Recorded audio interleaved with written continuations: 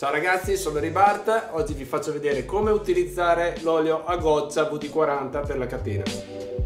Ne esistono di due versioni, uno per condizioni asciutte e uno per condizioni umide. Ma prima di farvi vedere come utilizzare questo olio, ho una bellissima novità per voi. Se volete vincere un viaggio per 2 persone in Florida, è tornato il concorso WD-40. Potete giocare dal 1° maggio al 30 novembre sul sito concorso.wd40.it. Per iscriversi e partecipare al concorso finale del viaggio bastano pochi secondi. Confermando la registrazione riceverete subito in omaggio un buono sconto di 5 euro. E in più potete giocare e vincere ogni giorno con l'Instant Win. Ma non finisce qui. Caricando una vostra foto mentre utilizzate il prodotto WD-40 potete vincere buoni sconto da 30 euro per dare sfogo alle vostre passioni. La foto può essere un dettaglio, l'importante è che mostriate come usate il prodotto, scrivendo una breve descrizione del vostro lavoro. E adesso carico anch'io la mia foto di oggi.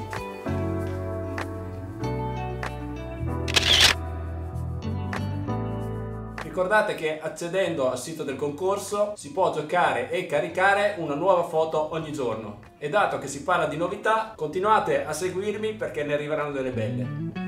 Viene spiegato il concorso, vi farò vedere le differenze tra l'olio lubrificante per condizioni umide e per condizioni asciutte. Le differenze sostanziali sono nella viscosità dell'olio. Infatti se vedete, utilizzando l'olio per condizioni asciutte potete vedere che è molto liquido, mentre l'olio per condizioni umide potete vedere che è molto più denso rispetto a quello per condizioni asciutte. Quindi WD-40 ha proprio utilizzato una formula specifica per l'olio a goccia per tutte le stagioni. Quindi come leggete sulle confezioni, per le condizioni umide praticamente specifico, formulato per condizioni umide, quindi fangose ed estreme. Mentre per le condizioni asciutte quest'olio specifico è molto indicato anche per le condizioni dove c'è polvere. Io vi consiglio di utilizzarli entrambi perché anche d'estate magari facciamo un'uscita nel fango con la pioggia, utilizzare il lubrificante a catena per condizioni umide avrai dei vantaggi sicuramente per un cambio più preciso e con meno problemi. Ora questa bicicletta uscirà domani e quindi avrà delle condizioni asciutte e quindi metterò il prodotto specifico per condizioni asciutte. L'utilizzo è molto semplice, basta svitare il beccuccio sopra così, fargli mezzo giro. Poi teniamo la boccetta in questa inclinazione e iniziamo a versare il prodotto sulla catena così.